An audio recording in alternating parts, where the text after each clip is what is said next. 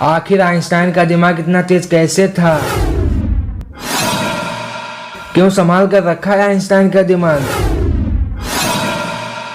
एक पागल बच्चा कैसे बना दुनिया का सबसे जीनियस इंसान? एक नालायक बच्चे ने कैसे रचा इतिहास? आइए जानते हैं दुनिया के महान वैज्ञानिक सर आइंस्टाइन के जीवन की अनोखी दास्तां जो औरों से जुदा करती है। मैं उन लोगों का शुक्रगुजार हूँ जिन्होंने मुझे ना बोला, जिन्होंने मेरी सहायता नहीं की, जिन्होंने मुझे पागल बोला, जिस वजह से अपना सारा काम खुद ही किया। ये कहना था दुनिया के महान वैज्ञानिक सर आइंस्टाइन का। नमस्कार दोस्तों, आप सभी का OMG नेशन तक चैनल में स्वागत है। दोस्तों, हम जानते हैं कि यूनिवर्स में ऐसी कोई भी वस्तु नहीं है जो अमर हो या अजर हो। जिसका जन्म हुआ है उसका अंत भी निश्चित है, चाहे वह कोई जीव हो या हमारा शरीर या फिर पूरा यूनिवर्स। ऐसा माना जाता है कि हमारी ये दुनिया रहस्यों और चमत्कारों का खजाना है और इसी दुनिया में कुछ लोग ऐसे भी होते हैं जो आम आदमी से अलग होते हैं। आसान शब्दों में कहें तो जो प्रकृति के रहस्यों को जानने की कोशिश करते हैं, जो प्रकृति ने सदियों से अपने भीतर छुपा कर रखे हुए हैं, और ऐसे ही लोगों को हम वैज्ञानिक कहते हैं।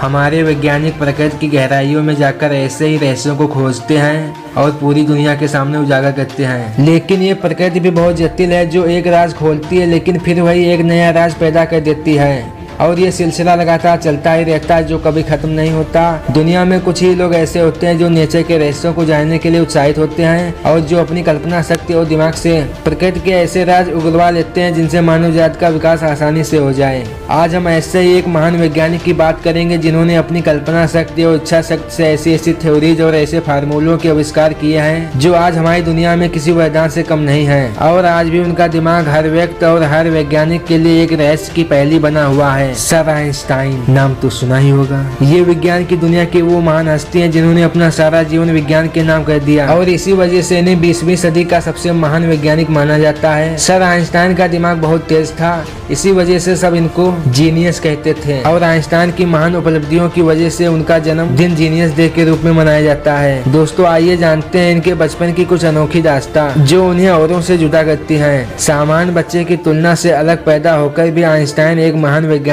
बने। इसके बावजूद उनका दिमाग इतना तेज था कि आज तक कोई भी उनका मुकाबला नहीं कर पाया। यही वजह है कि हर कोई उनके दिमाग और जन्म के बारे में जानना चाहता है। आखिर आइंस्टाइन का दिमाग इतना तेज कैसे था? दरअसल जब आइंस्टाइन पैदा हुए तो उनका सिर सामान्य बच्चों की तरह नहीं था, उनका सिर आम बच्चों से अलग था। माता पिता भी इस बात से बहुत परेशान थे। उन्होंने ये मान लिया था कि उनका बच्चा सामान्य बच्चों से अलग है। धीरे धीरे कुछ सालों के बाद आइंस्टाइन नहीं बोले तो परिजन और भी परेशान हो गए, क्योंकि वो हमेशा शांत रहते थे। लेकिन उनके परिजन तब हैरान हो गए जब आइंस्टाइन खाने की टेबल पर अचानक बोले कि सूप बहुत गर्म है। ये सुनकर उनके माता पिता भी बहुत खुश हो गए, लेकिन बाद में इतनी साफ आवाज पर चौंक भी गए, क्योंकि इससे पहले वो कभी कुछ नहीं बोले। जब उनसे पूछा गया कि अब तक तुम शांत क्यों थे, तो आइंस्टाइन ने कुछ अजीब सा जवाब दिया। कहा कि अब तक तो सब सही था। इस दौरान उनकी उम्र 9 साल की थी। एक मंदबुद्धि बालक कैसे बना दुनिया का जीनियस इंसान? आइए जानते हैं।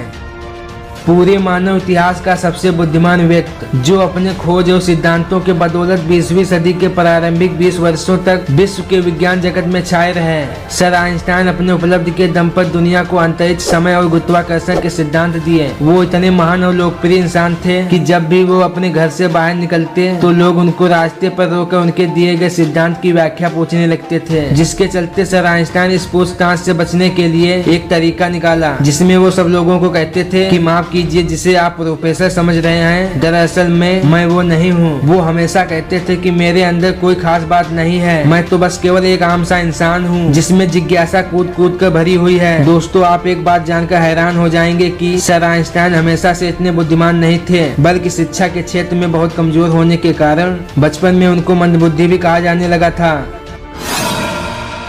आखिर आइंस्टाइन का दिमाग इतना तेज कैसे था? आइए जानते हैं। इस पर अब एक नई थ्योरी सामने आई है। वैज्ञानिकों का दावा है कि आइंस्टाइन के दिमाग पर अन्य मस्तिष्क की तुलना में ज्यादा धारियां थी। संभवतः यही उनकी जीनियस का कारण था। हालांकि नोबेल विजेता सर आइंस्टाइन की मृत्यु के बाद वर्ष 1955 में उनके दिमाग को 240 ब्लॉक्स में विभाजित कर वैज्ञानिकों को शोध के लिए दिया गया था। इनमें से अधिकतर नमूने खो चुके हैं और इनकी एनाटॉमी पर बहुत कम जानकारी सामने आ पाई है। यूँ कहें तो टेलीग्राफ की सूचना के मुताबिक नया शोध पैथोलॉजिस्ट थॉमस हार्वे के निजी संग्रह में मौजूद आइंस्टाइन के दिमाग की तस्वीरों के आधार पर किया गया। शोध के दौरान सर आइंस्टाइन के दिमाग की तुलना 85 अन्य दिमाग से की गई। तब पता लगा 1230 ग्राम का सर आइंस्टाइन का दिमाग वजन में आम लोगों जैसा ही है, लेकिन उन पर बहुत ज्यादा धारियां हैं। क्यों संभाल कर रखा है आइंस्टाइन का दिमाग, आइए जानते हैं।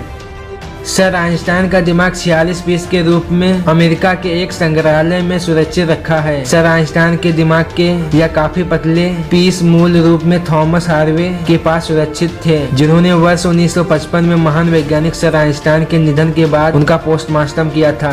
लेकिन दोस्तों, आपकी जानकारी के लिए बता दें कि थॉमस हार्वे ने सामान्य जाँच के लिए ये पीस लिए थे, लेकिन उन्होंने ब्रेन पीस को जाँच के बाद नहीं लौटाया। इस बात को OMG नेशन तक यूट्यूब चैनल मिथक मानती है, अर्थात थॉमस हार्वे ने सर आइंस्टाइन के दिमाग को नहीं चुराया। थॉमस हार्वे के बाद सर आइंस्टाइन के दिमाग के ब्रेन पीस कई हाथों से होते हुए लूसी रोक्रे एडम्स के पास पहुंचे। लूसी ने ही ब्रेन पीस को एक सुरक्षित जगह अर्थात म्यूजियम में दान कर दिए। वहां जार में रखे सर आइंस्टाइन के दिमाग को लोग देख सकते हैं। जानकारी अच्छी लगी हो तो लाइक कीजिए, दोस्तों में शेयर कीजिए, चैनल पर नए हो तो चैनल को सब्सक्राइब करके बेल आइकन पर क्लिक कीजिए। तब तक के लिए हमें दीजिए इजाजत। जय हिंद, जय भारत।